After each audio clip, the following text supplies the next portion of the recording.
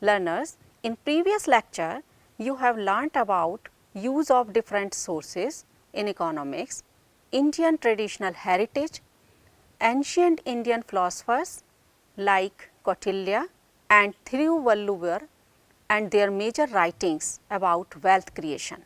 Modern economists like Adam Smith and J.M. Keynes and their writings.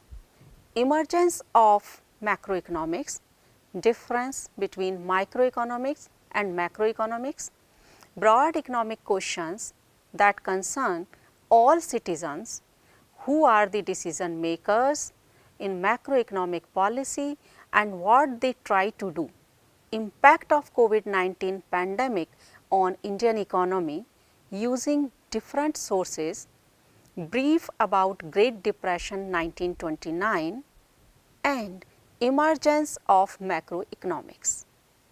Learners, today you will learn about important features of a capitalist economy and major sectors in an economy according to the macroeconomic point of view, using real life examples. Learners, in macroeconomics, the working of a capitalist economy has been mostly dealt in available text word by. A capitalist economy can be defined as an economy in which most of the economic activities have the following characteristics. 1. There is a private ownership of means of production. 2. Production takes place for selling the output in the market. 3. There is sale and purchase of labor services at a price which is called the wage rate. The labor which is sold and purchased against wages is referred to as wage labor. Learners, if we apply this criterion to the countries of the world, we would find that capitalist countries have come into being only during the last 300 to 400 years. Even at present, a handful of countries in North America, Europe and Asia will qualify as capitalist countries. Learners, as you know that in many underdeveloped countries, production, especially in agriculture, is carried out by peasant families.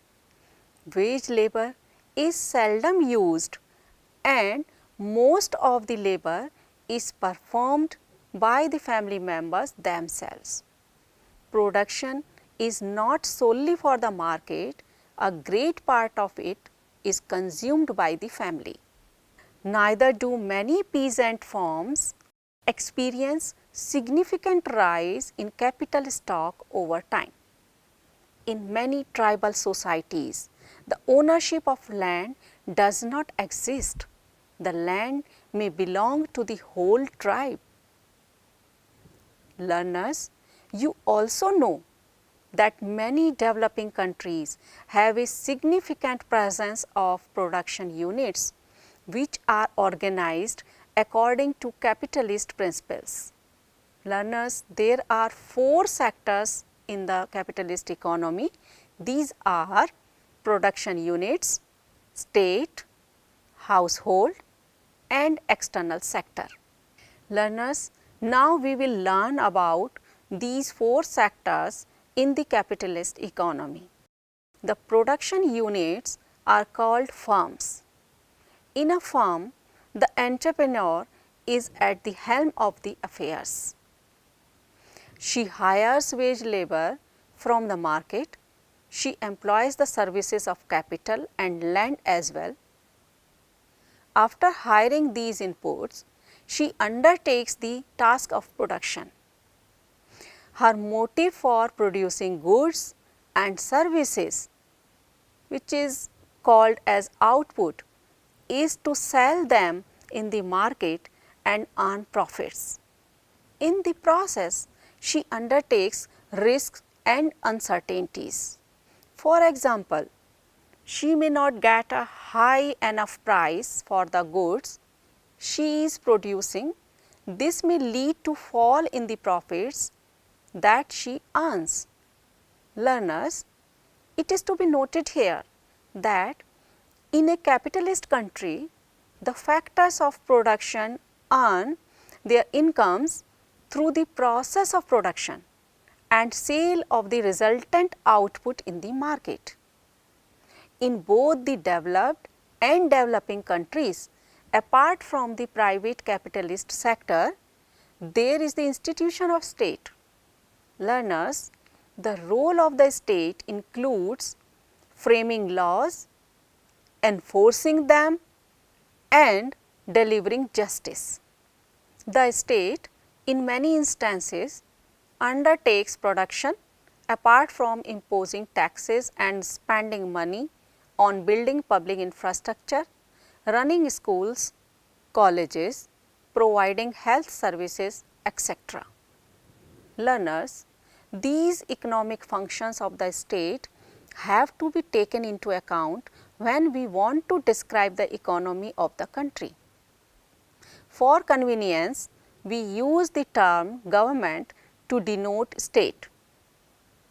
Learners, by now you might have understood the impact of COVID-19 pandemic on Indian economy, especially on output of goods and services and employment in the economy.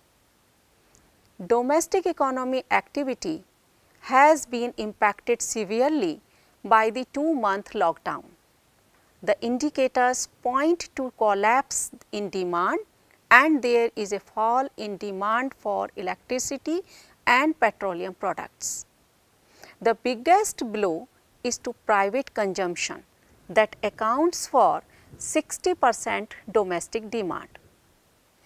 Learners, the combined impact of demand compression and supply disruption depress economic activity in the first half of 2021. The combined fiscal, monetary and administrative measures currently undertaken by both the government and the RBI create conditions for gradual revival of activities in the second half of 2021. We will discuss these measures in short here to make you understand the role of government in reviving the economy. Learners, you can see in the slide that Young India combating COVID with knowledge, technology and innovation.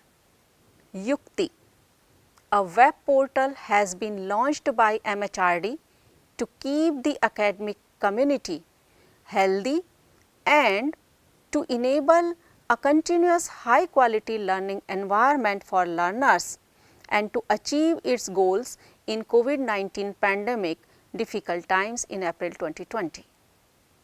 Learners, Government of India announced in March 2020 a rupees 1.70 lakh crore package under the PM Garib Kalyan Yojana directed at bringing relief to the urban and rural poor, migrant workers and women in the bottom rung of the socio-economic strata. The package was disbursed through food security measures for poor households and through direct cash transfers. Government of India also announced medical insurance of rupees 50 lakh each for paramedics, nurses, ASHA workers and others working on the front line of fighting the COVID-19 across the country, which benefited about 20 lakh people. Learners, under the PM Garib Kalyan Ann Yojana, 80 crore poor people covering about 2/3 of the country's population got 5 kg rice or wheat each month till June 2020 free of charge. In addition to the 5 kg they already get. Each household got 1 kg of dal of their choice till June 2020 also free of charge. The inclusion of extra Ann in the existing Pradhan Mantri Garib Kalyan Yojana, keeping in view the regional preferences and the essential nutrition intake is highly appreciated. This will go a long way in maintaining the nutrition of the poor and also restrain a situation of panic in the current times. Learners, Government of India also announced rupees 20 lakh crore package in April 2020, which was 10% of GDP as per government announcement. Government of India announced 8 separate measures directed at farmers, those registered account holders under Farmers PM Kisan Yojana, Manrega workers, BPL households under PM Ujjwala scheme, Jan Dhan Yojana accounts held by women, credit to self-help groups for women, pensioner, Divyang and widow receiving assistance under National Social Assistance Program, organized sector workers through EPFO and construction workers. Learners, you can see in the slide that the government deposited rupees 2000 to each of the 8.69 crore farmers accounts registered under PM Kisan Yojana starting April 1st, 2020, while a wage increase from rupees 182 to 202 rupees for Manrega workers also approved, giving rupees 2000 additional income to daily wage workers. The Manrega wage increase will benefit 5 crore families. Manrega allocations have been increased by rupees 40,000 crore, 0.2% of GDP. Learners, under the Ujjwala scheme, 8.3 crore BPL households with an LPG connection under the Pradhan Mantri Ujjwala Yojana were given free cylinders till June 2020. 20 crore women Jan Dhan account holders under the Pradhan Mantri Jan Dhan Yojana got rupees 500 ex gratia per month till June 2020. Women self-help groups under the Deen Dayal Upadhyay Yojana were able to take collateral-free loans up to rupees 20 lakh, up from rupees 10 lakh earlier. This impacted 7 crore households. Learners, for above 60 years, widows and Divyang, ex gratia of rupees 1000 in 2 installments has been announced, which will benefit 3 crore of the poor. 3 months pension in advance distributed in April 2020 under National Social Assistance Program. For the organized sector, government ensured money in hand and money in the Provident Fund accounts. The government paid the EPF contribution for both employer and the employee about 24% till June 2020. In establishments where up to 100 people are employed and 90% of who earn less than rupees 15,000 a month, directions were given to states to utilize construction workers fund of rupees 31,000 crore to protect 3.5 crore registered workers against economic disruption, as many building and construction had been stopped. Learners, states were directed to use the district mineral fund for medical testing, screening activities and other requirements to prevent the spread of the virus. Learners, relief package to micro, small and medium enterprises MSMEs was also announced. Rupees 3 lakh crore collateral free loan with 100% credit guarantee is to be given to MSMEs. Rupees 20,000 crore subordinate debt for stressed MSMEs. Rupees 50,000 crore equity infusion for MSMEs with growth potential and viability through fund of funds. Investment limit revised upwards, additional criteria of turnover introduced. No global tenders for government contracts up to rupees 200 crore, e-market linkage to be promoted as replacement of trade fairs and exhibitions. MSMEs dues to be cleared within 45 days. Learners, one more important thing Government of India announced was Atmanirbhar Bharat to revive our economy after lockdown. It is the application of Gandhi's Swadeshi. Gandhi ji used to say that the true India is to be found not in its few cities, but in its villages. If the villages perish, India will perish too. For implementing Atmanirbhar Bharat to improve the economy, government has to involve itself at ground level. For example, learners, Government of India has to give due importance to the farming system. It has to involve itself at ground level. Marketing of farm produce should be at government level. Marketing of organic farming produce should be at government level so that farmers may come forward and their income may be increased. With organic farming, health of the soil as well as the health of human beings will also improve. Learners, for agriculture and allied activities such as beekeeping, fruits, flowers and vegetables, there is marketing, but not as much as required at government level.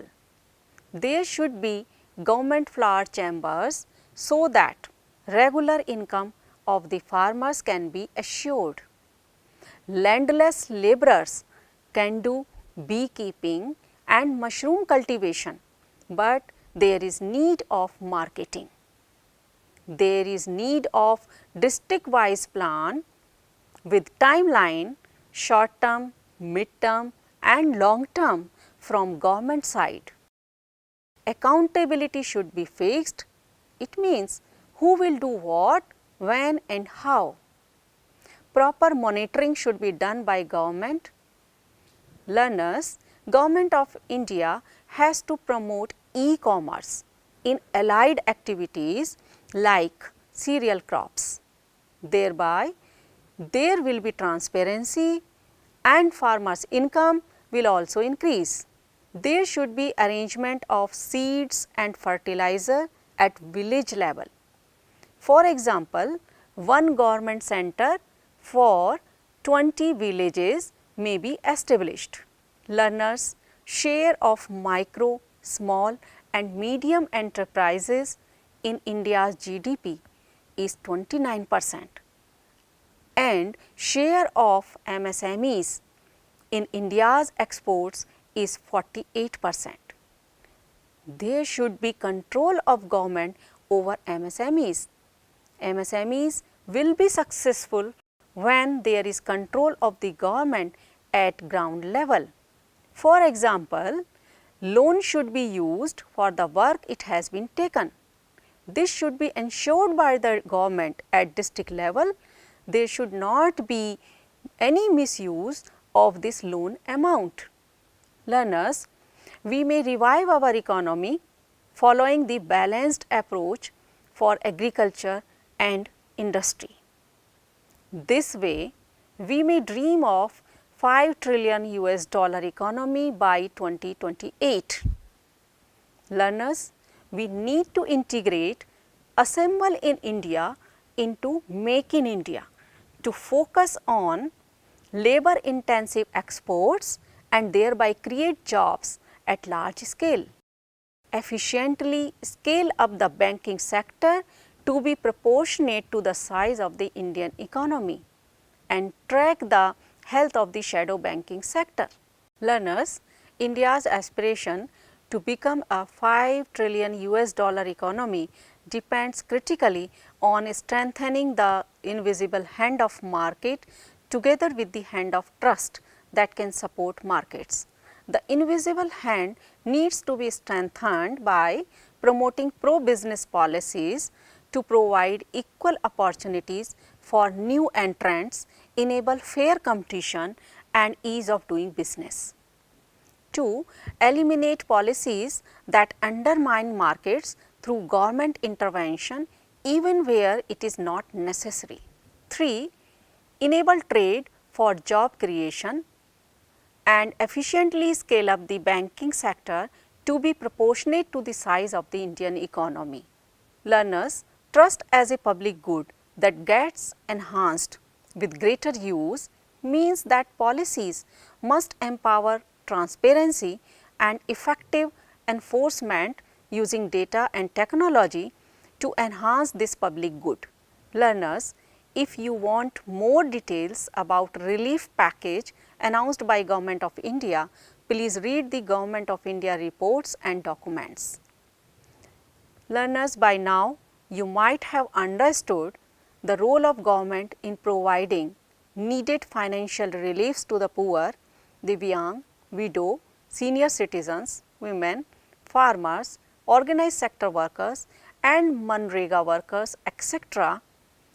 in time of COVID-19 pandemic. Government played an important role in reviving the economy when there was no economic activity during more than 2 months lockdown. Learners, till now you have learnt about production units, those are called firms, and role of government in providing facilities, relief packages to revive the economy in times of COVID-19 pandemic. In next lecture, you will learn about household and external sector using different real life examples. Till then, goodbye, happy learning.